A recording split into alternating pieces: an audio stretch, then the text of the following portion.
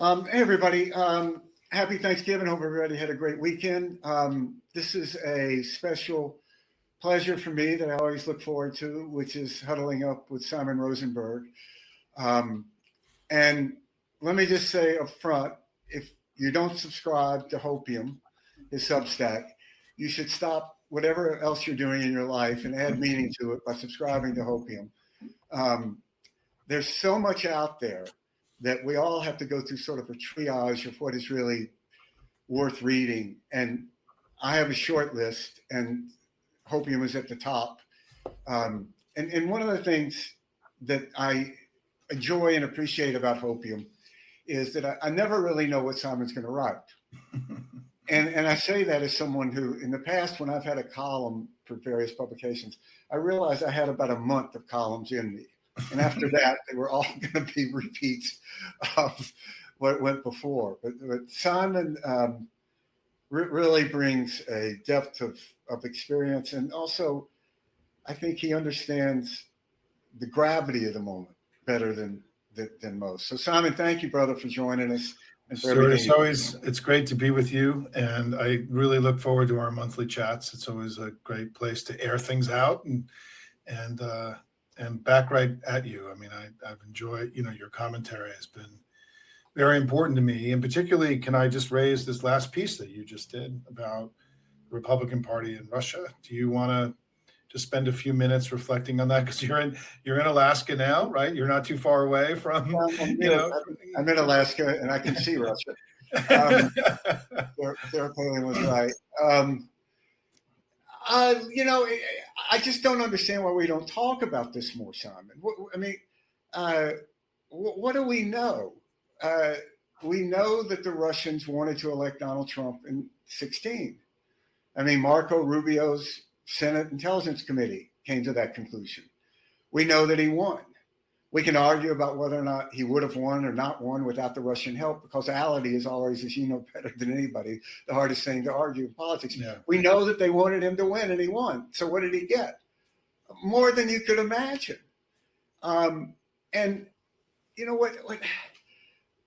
I just sort of step back from this, and because Republican senators, I would say 80% do not agree with Trump's position on Ukraine, which is really the Putin position. And we know now that the Trump administration is actively working with the Russians to undermine Ukrainians. We saw that from that leaked phone call with Witkoff. And yet Republican senators do nothing. So in a classic sense, if you are going along, Trump is compromised and is not putting America's interests first. I don't think anybody could argue with that. If you go along with that, you are compromised. And the history of double agents and all of this from Ken Philby on, there's always a group of people who aid and abet Ken Philby's of the world. But they think that they're doing it for good reasons. They don't understand what Kim Philby is doing. This is much worse, because these Republican senators know what Donald Trump is doing, and yet they still won't speak up. I call this piece "None Dare Call It Treason" from the old quote, "None dare call it treason, because if everyone's doing it, it's not treason." So it brings to a larger point, I think, and that you raised, Simon, and have talked about before, and that is, how are we going to hold this wide spectrum of illegality and criminal behavior? How are we going to hold these people accountable? What structure is there going to be to do that? And will there be a stomach to do it, for lack of a better word? I think, Stuart, I think about this all the time. And I think about the lack of a stomach to really pursue Trump, adequately after 2021 and his attempt to overturn an American election in 2021 and, try to violently assault members of Congress. and led that effort, and that there was no, all the efforts to create accountability around that failed. And I think that it's why, it's why I think it's so critical now for Democrats to be operating, as I say, with three legs to the stool. We have to be talking about affordability and prices, and we have to be talking about healthcare.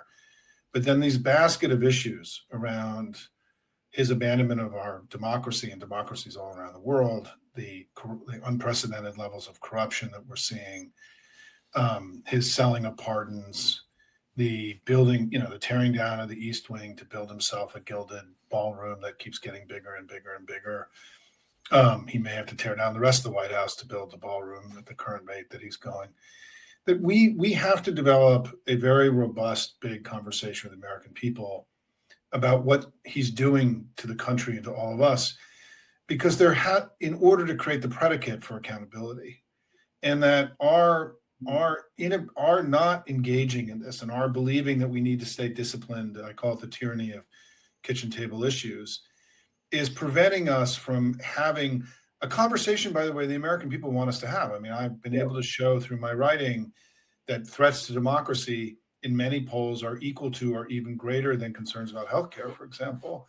And it's certainly an issue top of mind to people, as it should be, right? Because, I mean, they're trampling our rights and freedoms in unprecedented ways. And so I think that we have an obligation as leaders of the country to be having this very robust conversation with the American people about these basket of issues that we can throw into the threats of democracy, including him selling out Ukraine and Europe and, frankly, even America to Russia. I mean, it certainly looks like what precipitated the last few weeks was that Russia just kind of upped the ante and how much money, the Americans were going to be, Jared Kushner and Witkoff and Trump. Remember, Witkoff's son runs World Liberty, right? They're huge corrupt crypto play. And so the Witkoff family and the Trump family are in business together.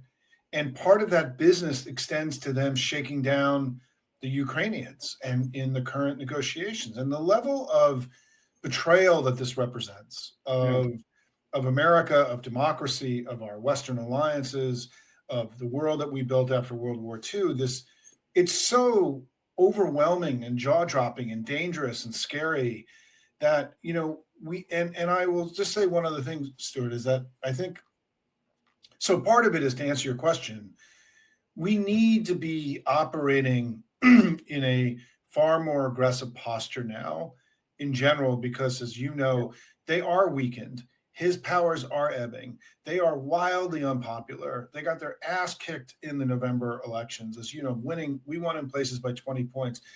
Mike Johnson's down in Tennessee defending a plus 22 Republican district right now. They're bleeding out all over the place. And I think that we now have an obligation to be more ambitious and creative and aggressive, the way, frankly, those 6 congressional Democrats were in that video that they made, which has created this enormous, it's offended the Trump regime so much. And so we need to be, because what we're learning is that when we contest and fight with him, we win and he loses. And therefore, we should be doing it more. Right? Yeah. The lesson of the last few months. 100%. And so I think that part of it is we have to continue to open up these additional fronts. I think the 6 congressional Democrats, who deserve an enormous amount of credit, opened up this whole front around his conduct of foreign policy and what he was doing in the Caribbean and the war and the illegitimacy of their actions. But we need to be continuing to pressure on all fronts. We can be talking about affordability and healthcare and really muscling up in defending America, our national security interests, because the bottom line on all this stuff that Trump is doing is that he's making us far less safe than we've been in generations, and that he's sacrificing our national security for coin and for plunder. And we cannot allow this to happen. And I think it's where, I want to continue to encourage our leaders to be far more ambitious in their opposition to him. Because again, what we're learning is that when we fight him as we've done now in the elections, as we did in the shutdown, as we're seeing in Tennessee, right, as we're seeing with the 6 congressional Democrats who did the video, when we fight him, we can win because he is addled and old and weak and crazy and out of it. And so the lesson should be is that we have to keep fighting now with greater ambition as we go forward. Yeah, I think just the scope of illegality is so extraordinary that there's a sort of numbing effect. And, I go back to 2015 when there was this robust debate about Trump releasing his income tax returns. Right. Think how far we've gone. Of course, he lied about that, just as he lied about one of my favorite sort of lies of the 16 campaign was when he said he was paying for his own campaign, and when you went to his campaign page, the largest section was a donate page button that you could donate, which was then recorded by the FEC. But he says this stuff, and we've gone from that to I don't think this leaked phone call with Witkoff. Yeah. I mean, the sleazy New York real estate crypto creep is negotiating the Western Alliance. It's just unbelievable. It's unbelievable. And a prosecutor would put that leaked phone call before a jury as first piece of evidence that this man is engaged in corruption and selling out American interests quite literally, selling out Western Alliance interests quite literally. That is illegal on all kinds of levels. Yeah. And the degree that the Trump family's involved in it. I mean, just think about it. The fate of the Middle East is supposed to be decided in part by who Ivanka Trump is sleeping with. Really? That's their qualifications? Jared Kushner slept his way to Henry Kissinger status. I know. It's crazy. And, if you put it in all of this, you could say, go to ICE. Kristi Noem's engaged in illegal behavior. Yeah. Stephen Miller is engaged in illegal behavior. These ICE agents, many of them are engaged in illegal behavior. You go to the whole Doge, whatever. That was breathtaking illegality. Oh my God. I mean, I think Elon Musk broke more laws in 6 months than any American in the history of the country, And you have this other South African creep, David Sachs, who is like the White House technology guy or something, I mean, Sachs is the guy who wrote a book with Peter Thiel called The Diversity Myth, in which they compared campus rape, women coming out that they were raped on campus. They called it belated regret. That's the sort of person that David Sachs is. And I don't know. I suppose, I mean, let's just ask this question. So Democrats take the House. There are processes that can begin to hold this accountability just by holding the House, right? You don't need the Senate and the White House to do it. Right? Yeah. I mean, I think there are a couple of things, Stuart. Is that one thing that I've been advocating for months that I think it now really needs to happen is we need to be making criminal referrals to the Department of Justice, recognizing that they won't be acted upon. But we need to document and to go on record. So the people, this is part of what these 6 Democrats, the 2 senators and the 4 House members did by raising the question in the Pentagon about whether people were about to go break the law. It's very clear based on the reaction of the regime that this has caused them a lot of problems with executing whatever they were going to do in Venezuela. Mm-hmm. And because they've been squawking so much, it's been painful to them. They've been squealing like a stuck pig. And so, because what they did is they reminded people that rule of law in America still exists. It may not exist in the White House, but in the rest of society, it still exists. And that there's possibility that they could get prosecuted. I think that we have to start making the issue of accountability salient now, not when we win the House back or someday in the future, right?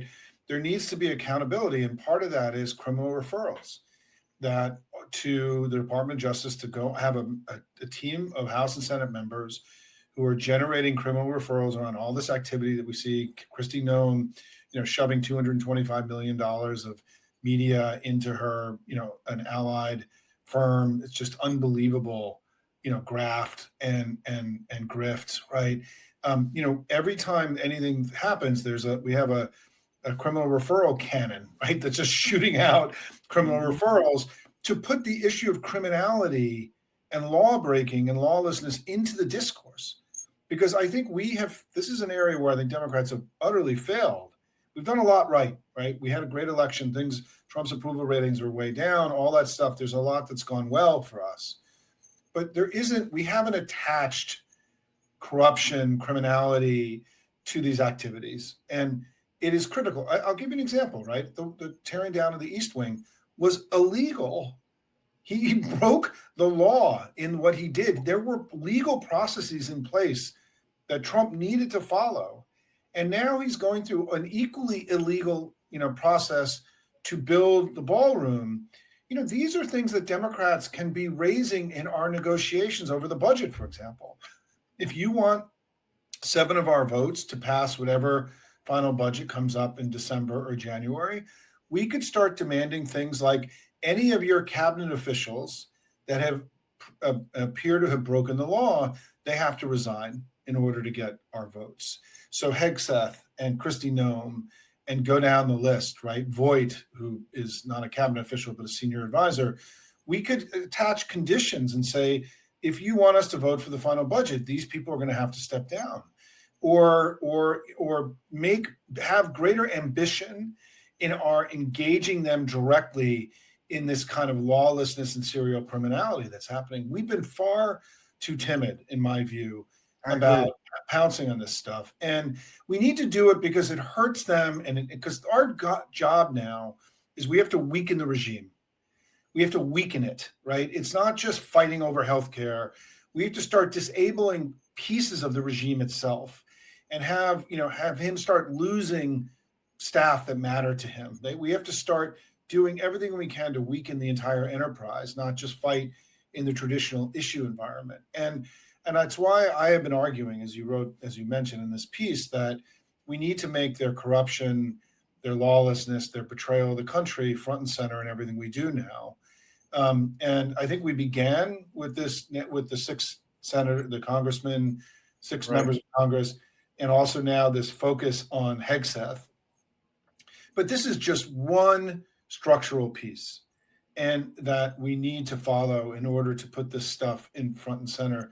And again, regardless of what some do to, measure ads and how they affect whatever in some black box in Brooklyn, right? Like, we have a fucking obligation as patriots to be talking to the American people about what Trump is doing to the country, and holding this stuff back has been, in my view, a little bit reckless by our leaders, to be honest, over the last few months.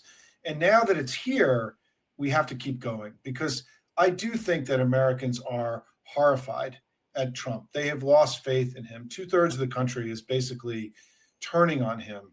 And in order to keep that momentum going, I think we have to really bring this stuff to light. And to your point, finally, Stuart, and I will admit, I'm a little bit emotional and angry today about all this, because the leaks of the Witkoff phone calls were so shocking. Yeah. They were so unbelievably shocking that we now know, that how just nakedly corrupt all this is, that they're literally selling out the West to enrich themselves. Yeah. And this should be front and center. This should be something Democrats are talking to the American people about, because not only is it wrong, it's also fucking dangerous. And they're putting this country at enormous risk. Does anybody believe that if Russia attacked the United States, that Donald Trump would be able to defend us any longer, given everything that's happened, that it's not clear where his loyalties really lie to all this? I mean, we are in a very endangered place in our national security. And those national security leaders who represent us in Congress, I think need to be working a little bit harder in order to bring this case to the American people. I want to shout out to the Six. I want to shout out to Adam Smith, who I think has been working his ass off. He's been all over television. But we need more from the national security leaders of the Democratic Party, I think, in the coming weeks. Yeah, I mean, what is so just striking about this is they continually admit what they're doing. I mean, when Kristi Noem was asked, are you obeying court orders? Her answer was, from the judges that we like. Right. I mean, it doesn't work. I mean, that's basically what a narco terrorist would say. No, I'm not going to obey the law because I don't like this judge. Don't approve of this judge. And there's something about it, the scope of it, I think, that sort of paralyzes our discussion. Like, where do you begin? And I think it goes to a framing that it is deeply, deeply corrupt and anti-American. And I think that the Hegseth stuff, the killing of those who can't defend themselves, which, my dad fought 3 years in the Navy in the South Pacific, and he would tell these horror stories about what the Japanese did. Machine gunning survivors of ships that have been downed. And these are war crimes. And I think that that's something that you frame it that way, the public can grasp. But also, as we from so many campaigns, self-enrichment and corruption is always a potent political argument. Yep. People hate it, the idea that they're using advantage. And that's what the Trump family, it's a large crime family, what the Witkoff family's doing now is just straight up corruption. And I think it needs to be framed in that way too. And you're absolutely right. It's not just if Russia attacked the United States, which in a way they are attacking the United States. They are. By covert efforts. I mean, basically the Witkoff leak phone call is a continuation of a covert operation that helped elect Donald Trump. Right. But if there's an intrusion into part of a NATO country, are we going to recognize, Article 5 of the NATO treaty that one country will come to the defense of another, all countries are the defense of one attack? No fucking way. No. Right? No fucking way. I mean, NATO is essentially dissolved, right? Or at least our involvement in NATO is essentially dissolved. And I think, Stuart, let me just try to, for time purposes, let me try to say two things to what you just said. Number one is, I do think there's a through line through all of this, which is that they're for the oligarchs and we're for the people, right? Yes. And that, which deals with affordability, it deals with healthcare. There is a structure, a narrative structure to all of this, which is, I call it in hopium language, it's more for me and less for all of you. Whatever the version, whatever the actual words are, they're for global oligarchy and we're for America and the American people, right? And that this is a place that we have to do better at creating this narrative frame instead of so tactically being so obsessed with healthcare, which is important, but it doesn't create a narrative frame. The second thing is that what I wrote today is that I think we need to make December a good month for American democracy and democracy all around the world. And I think there are three ways we can do it. We can win this Tennessee election this week where, our candidate amazingly has a fighting chance. And we know that because they're spending incredible amounts of money. Mike Johnson's campaigning down in a plus 22 district. Afton Bain is an incredible candidate. She joined us last week at Hopium. She's an inspiring, incredibly capable candidate. We need to try to win that race. We need to try to win the Miami mayor's race a week from Tuesday. That would also be a huge blow in the middle of MAGA country, where we have a candidate who can and should win if she gets the resources in the coming days. The second thing is we need to continue to do what we're talking about today to fight their agenda and to not allow them to go uncontested. But the third thing that I think is emerging as sort of a third strategic plank of our engagement is we have to degrade his advisors. We have to bring forward the criminality and the lawlessness of his advisors and make this part of our daily discourse with them, and not have it be something that we just don't have time to get to because we're so focused on healthcare affordability. We need to make it be that it's an entire team of people that are acting corruptly and lawlessly, and to reinforce that it's not just him, it's the entire regime itself. And Hegseth is really exposed. Trump also in this Air Force One, ridiculousness yesterday where he said so many crazy things. He basically started the process of throwing Hegseth under the bus. So, it would be great if we can start exposing and creating, both accountability, as you pointed out earlier, but also to force them to defend the indefensible, defend the corruption and the graft of these guys, defend their lawlessness, their outrageous lawlessness, open up these additional fronts that they're having to now defend, because basically most of the senior advisors to him, Voight, Stephen Miller, Kristi Noem, Robert Kennedy, have doing things that are either lawless or malevolent. And we need to open up these additional fronts and make them, because I don't think if anyone in that government thinks that Trump is going to defend them and carry through with them and stand behind them, I don't know what movie they've been watching for the last 10 years, because he's going to throw any one of them under the bus in any moment. And so I do think that in this place, as you know, Stuart, in a campaign, when the other side is starting to stumble and fall, is when you have to hit them harder.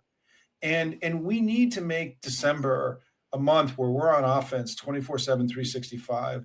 That Gallup poll, Donald Trump dropped 11 points in 1 month in a prominent, serious, independent poll. You and I haven't seen stuff like that very often in our careers. And we need to be very aggressive now in prosecuting this case with the American people.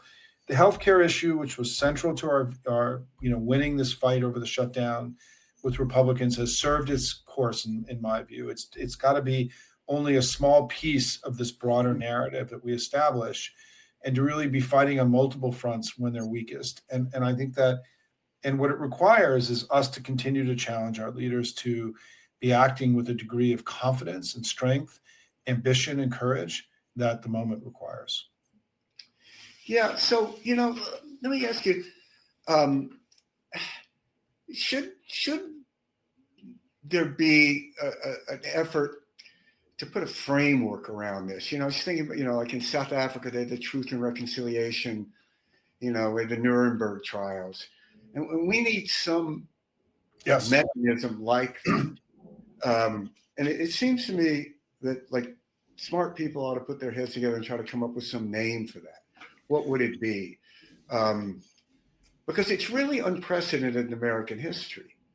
If you look at Watergate was nothing compared to this. Yeah. Nothing. And Whitewater, going back to Clinton, this is stuff that is quaint. Agnew taking $10,000 is nothing compared to this. No, can we just put it in context? The Witkoff-Kushner selling out of Ukraine to Russia is, the next 100 largest scandals, bigger than the next 100 largest scandals combined in the gravity, right? Because it's not just about graft and enrichment. It's about ending the Western alliance that's been, that we've been involved in for the last 80 years, and selling out the entire American-led global order. What we are witnessing is a level of treason, traitorous behavior, whatever words are that you want to use, that is, to your point, hard to even put into words, the scale and scope of all this. And I will tell you, the House Democrats have an initial thing they've established that becomes sort of the early stage of what you're describing, Stuart, which is they have this group that they call the Litigation and Something Task Force, right? Which has been so far to this point mostly generating amicus briefs in legal cases that they wanted the entire Democratic caucus to sort of get behind, including the current tariff, thing that's in front of the Supreme Court. That group, which is led by Congressman Neguse from Colorado and Jamie Raskin's involved and others, that has to get muscled up, right? Like that's a thing that needs now funding and staff and to have greater ambition to do things like these DOJ referral letters.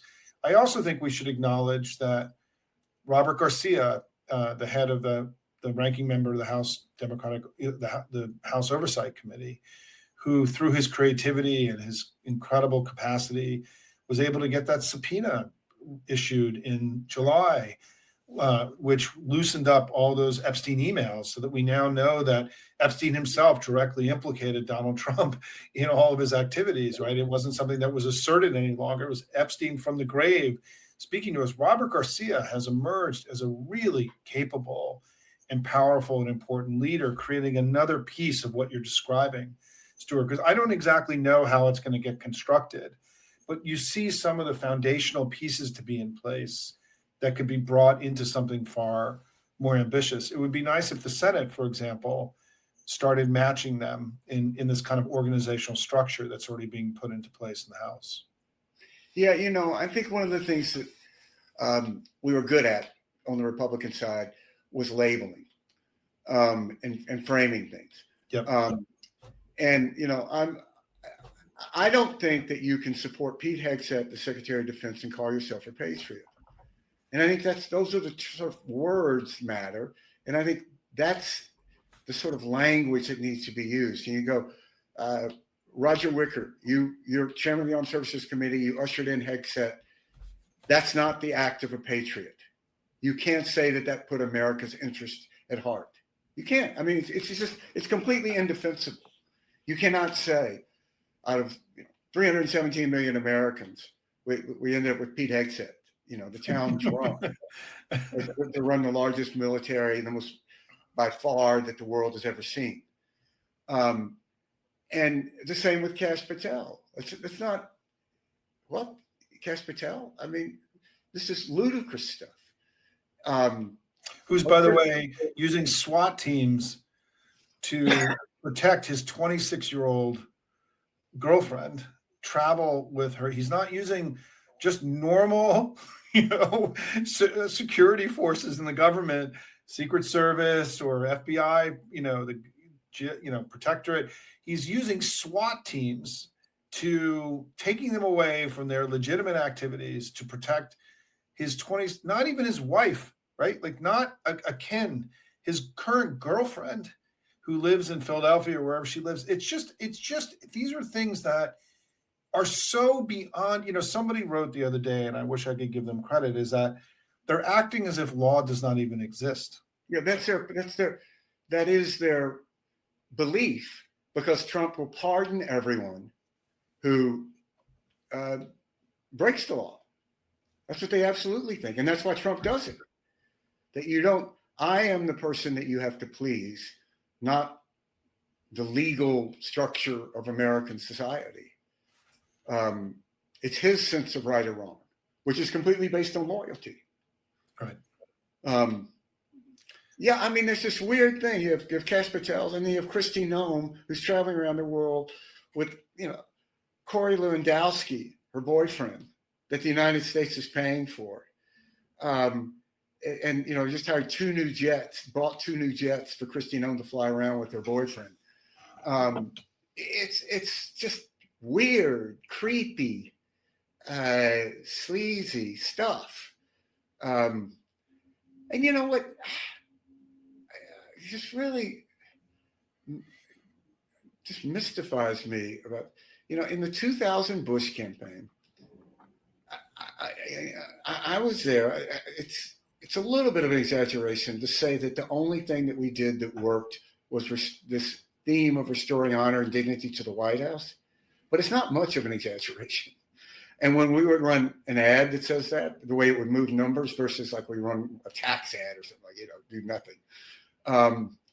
And that was after Clinton, after Bill Clinton, which is say what you will, it's very hard to say that Bill Clinton wasn't a successful president. One of the major topics of debate in the 2000 presidential debates was what to do with the surplus. Right. Like you go back. Do you know that GDP growth averaged 4%? Yeah. For all 8 years of Clinton's presidency, yeah. Right? Yeah. I mean, Bush inherited an economy that had been booming, and we had gotten, I was part of all this. Wrong. Republicans were wrong. I mean, remember, you go back to when Clinton raised taxes in 93 and it cost in 94, we all predicted it would, and I must have made a million ads about this, that it was going to kill, we called it Kevorkian tax rate increase because it was going to kill the economy. Yeah, well, that didn't happen. It was part of unleashing the largest post-World War II boom that we've experienced. And that's one of the things that, it's sort of a diversion, but that, the inability to admit that you were wrong is not an admirable trait. And I think that in the Republican Party, we need to go through this process of admitting we were wrong. We were wrong about the Laffer curve. It was not exist. It's George Bush in 1980 when he called Reagan's plan voodoo economics was right. We were wrong that we're wrong about Iraq. One of the great tragedies. We should do that. Just as we've been wrong about the inability of the party to expand its base to non-white voters. And I think that that's a critical step to go through. And, I don't know what it means to be an American conservative now. What are you for? Yeah. I don't. There isn't really a conservative party. That's one of the most interesting things about our political system is that essentially one of the two political parties was captured by this very far right movement, extremist movement, and they are living off the historic brand of the Republican Party. When it's why I don't use the term conservative, because there's nothing conservative about what they're doing.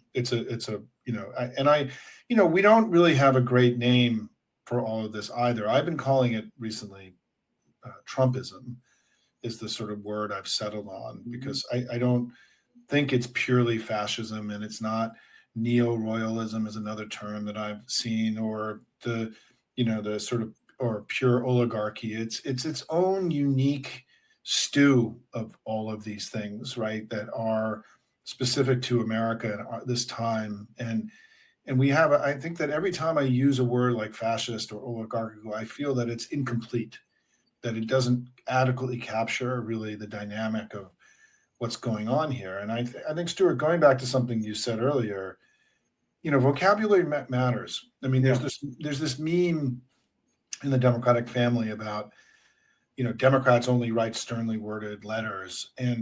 But the Declaration of Independence was a sternly worded letter. And, you have to start with language and to help people orient and understand what's happening. And your point you made earlier, I think, is a very important one, which is that we're still grasping at basic vocabulary to describe what we're witnessing with our own eyes, in part because English as a language that has been the English-speaking people of the UK, of England and the United States have been remarkably well governed for a long time. And that we don't have, these sort of Bond villain like, figures that we're now dealing with. And I think that we're feeling the limits of our political language right now and our vocabulary. That's very interesting. Yeah. To describe it. And that's why when I come back to, it's like, they're for the oligarchs and, we're for the people. And we're going to, Stuart, we need to start wordsmithing and playing around. There needs to be consciousness that we're still in too far of a tactical place, rhetorically and in our narrative setting about what's happened. And it's why when I describe his agenda, I have all these little phrases because I write every day. And what's great about hopium is that it's like a sketch pad. I mean, I try stuff out all the time, and sometimes things work and sometimes they don't. But the way I describe his agenda is that it's sabotage, plunder, and betrayal, right? That's the Trumpian agenda, and that it seems so improbable that we're even saying these things about this country. So I do think that you have a very important insight here, which is that we still haven't been able to tell the full story adequately to the American people. Although what's interesting is that they're figuring it out on their own, and that they're very, the line I have is that, people are pissed and we have to keep fighting. People are pissed about what's happening to the country and to them. I think the ballroom was an important moment of just like, you got to be shitting me, right? Like, come on, dude. Like, you're building yourself, you're cutting our healthcare and you're building yourself a gilded ballroom. I mean, and so I think that Trump has gone too far. He's pushed too many things. And let's just go through this very quickly to wrap. Let's talk about the rebukes that have happened, because I think this is really important to remind ourselves as we go forward, is that, there was the Senate voted 3 times to repeal his tariffs in mid-October. Then you had the election rebuke, which was, us winning by 20 plus points in California and in Maine and Georgia and in Pennsylvania, and these huge wins that Spanberger and Sherrill had.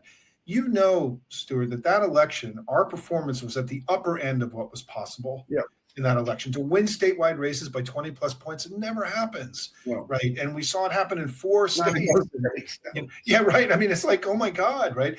And I've worked for Republicans who got elected in both those states. So. Right, no, it's incredible, right? And then third is that we had the Epstein rebuke, which was basically the entire Congress rebuking a sitting president. It may be the most significant legislative loss by a sitting president in all of American history, because he had the entire Congress, all of it, voting against them. And what were they voting on? They wanted him to release these files about crimes committed, criminal activity, sex trafficking, all this stuff, which, by the way, he still hasn't done.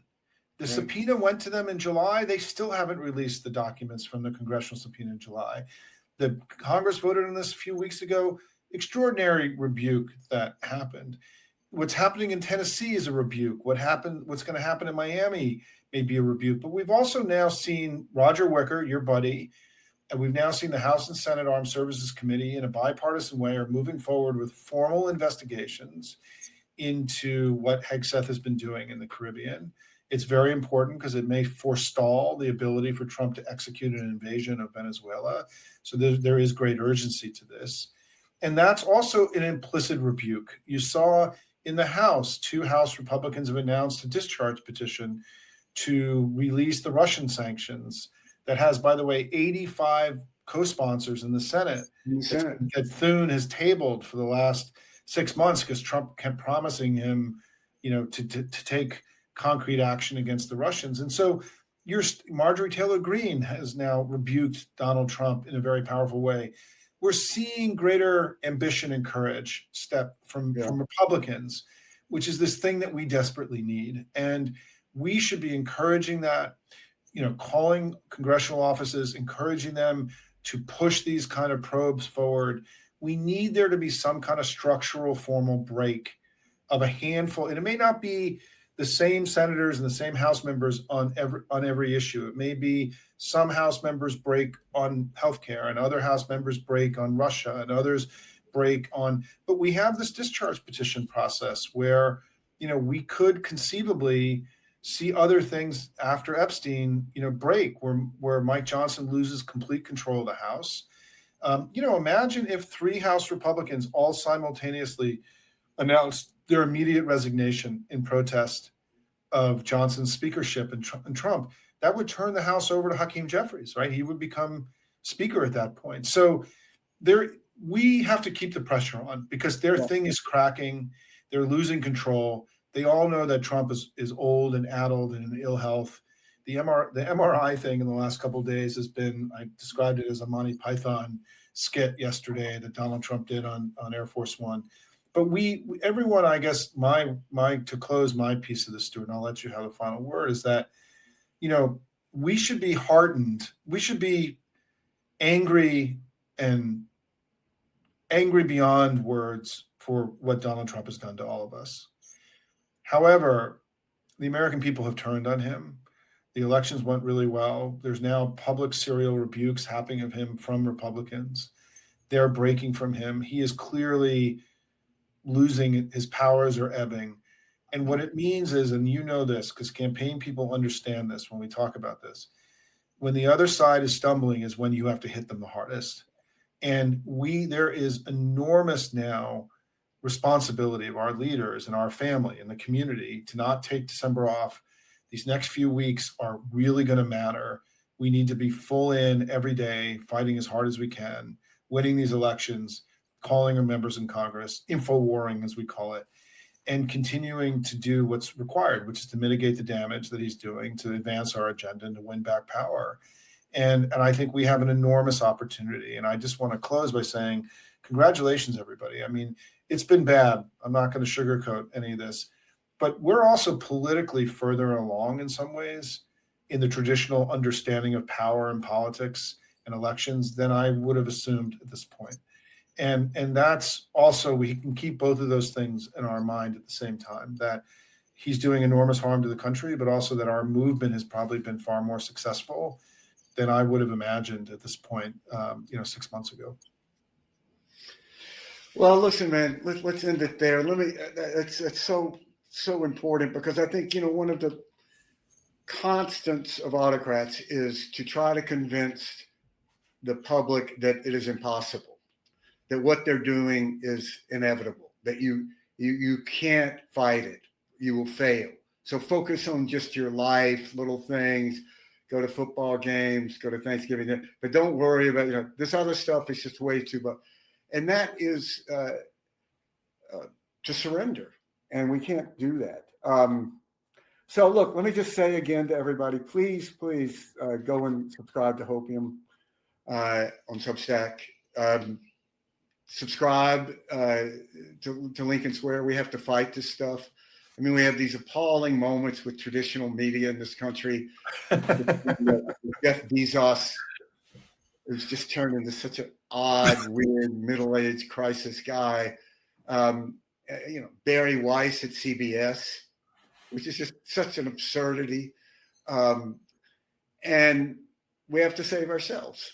So thank to everybody listening to this, and thank you, Simon, and look forward to talking again soon. Stuart, thank you for your leadership, and thanks for helping have built Lincoln Square into a powerful, part of this new family that we have. And also thank you for your commentary about Russia and the Republican Party. To me, this remains kind of this thing that is still a topic that we can't really talk about. And it may be the single most important thing in the country. And so you've done an amazing job at continuing to articulate all that. And I'm just grateful for your ongoing leadership in that regard. Okay. See you, everybody. Take care.